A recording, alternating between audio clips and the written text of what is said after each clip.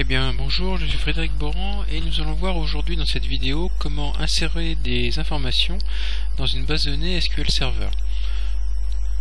Ce que j'ai fait donc par rapport à la vidéo précédente où on s'était simplement connecté à la base, j'ai créé un petit formulaire où j'ai créé donc un label et un text box pour la saisie du numéro de client, idem pour le nom du client et idem pour le prénom du client.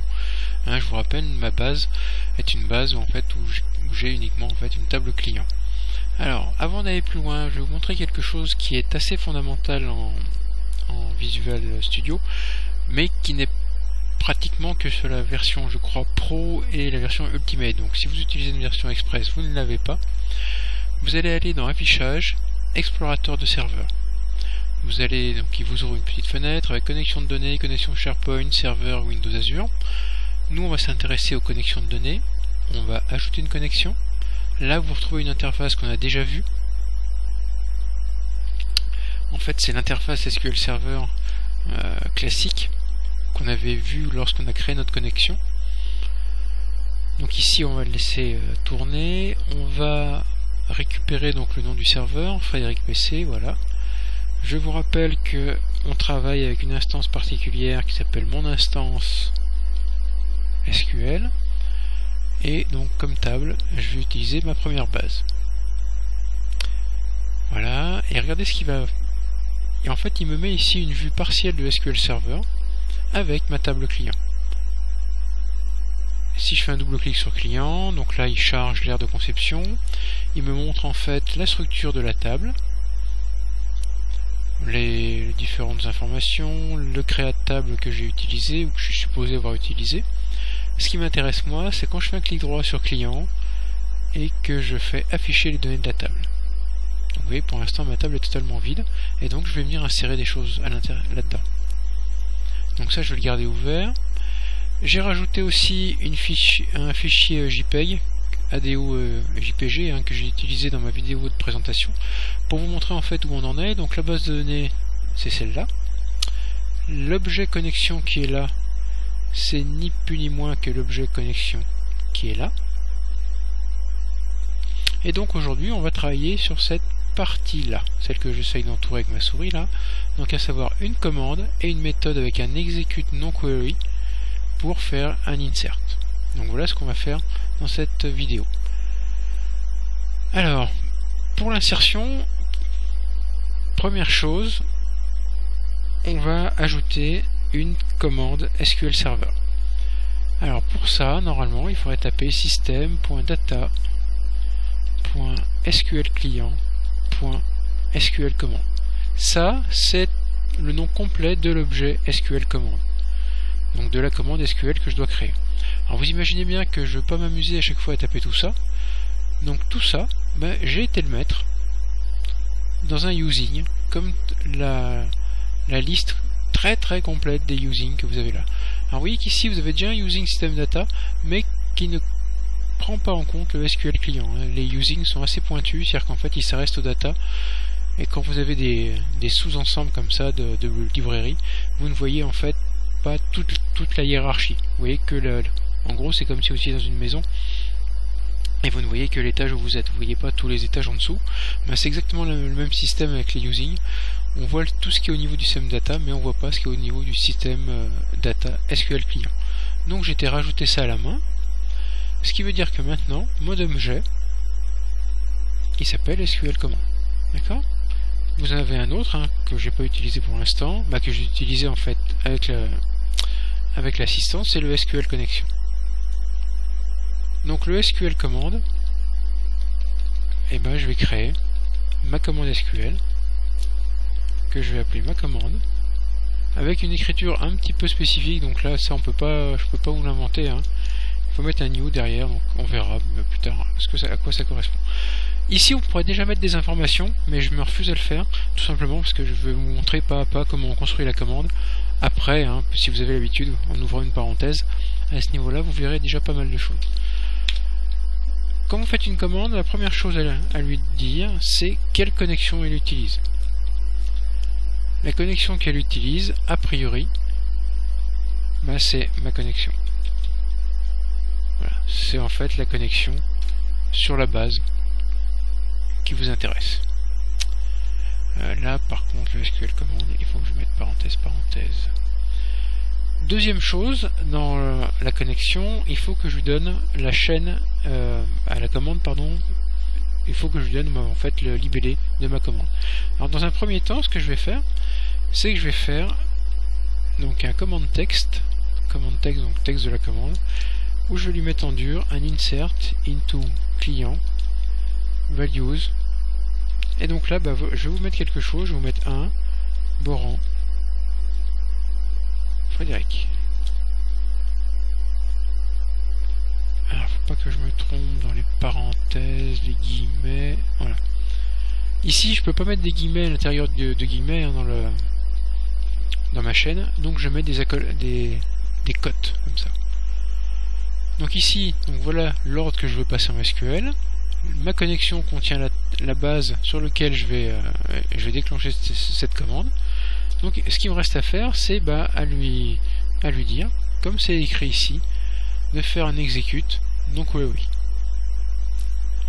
Je suis perdu, voilà, c'est là. L'execute non query, donc si vous avez regardé, permet de déclencher soit un insert, un update et un delete. Ces trois commandes, en fait, quand vous les êtes sous SQL Server ou Access ou Oracle ou MySQL Server, MySQL, pardon, vous retourne le nombre de lignes impactées. C'est exactement la même chose ici. On va avoir un int que je vais appeler nbling.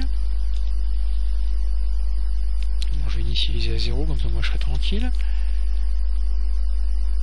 Ici, je vais dire que nbling, ça va être le résultat de ma commande .execute non query. Donc ça, c'est vraiment le déclenchement de l'insertion. Voilà, c'est vraiment là où ça se passe. Tout ça, et puis, étant donné que c'est là où je fais ma vraie commande, je vais faire un try.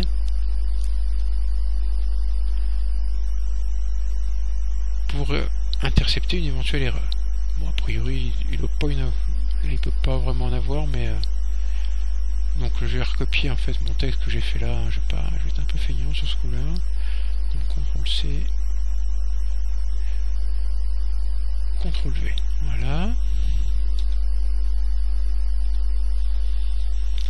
Donc ici j'ai déclenché ma commande. Je récupère dans nbling mon nombre de lignes impactées et je vais faire afficher simplement un message box. J'ai dû le rater, c'est pas grave. Point chaud.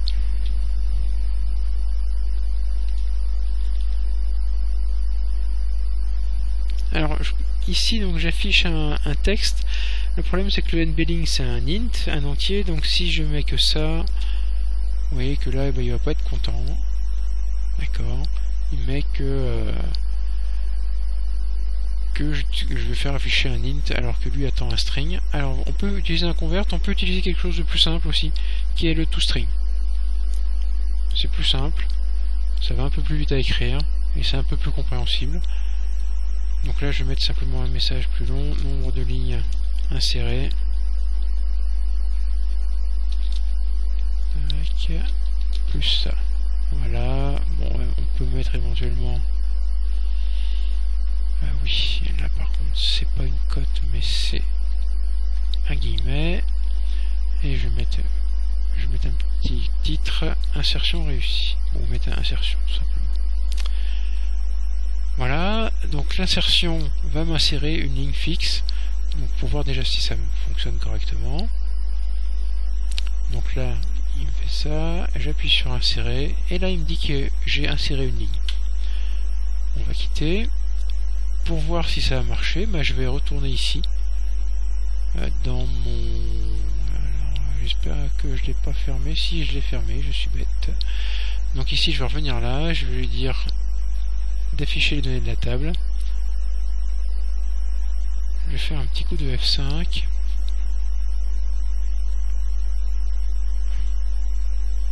Voilà, donc là vous voyez qu'il n'est pas très content, ça c'est normal. Ce que je ne comprends pas, c'est pourquoi il n'a pas... Ah oui, il faudrait peut-être que je fasse actualiser comme ça. ça arrive, hein, vous voyez, c'est intéressant que ça arrive aussi au moment de la démonstration. Vous avez parfois des petits soucis comme ça d'actualisation SQL Server. Donc utilisez cette petite double flèche là, et vous verrez que ça marche. Je vais revenir simplement sur ce que j'ai fait à l'instant, où j'ai essayé de réinsérer. Et regardez l'erreur qu'il me met, il me dit simplement que j'ai un problème de clé primaire, puisque j'essaye d'insérer en double le DBO client. D'accord? Donc ça, c'est simplement le fait que j'essaye d'insérer 2 fois la même clé, ce qui en SQL est strictement interdit. Donc ça, c'est fait. Alors maintenant, pourquoi je vous ai fait une ligne comme ça en dur? C'est simplement pour vous montrer le problème des cotes qui sont là.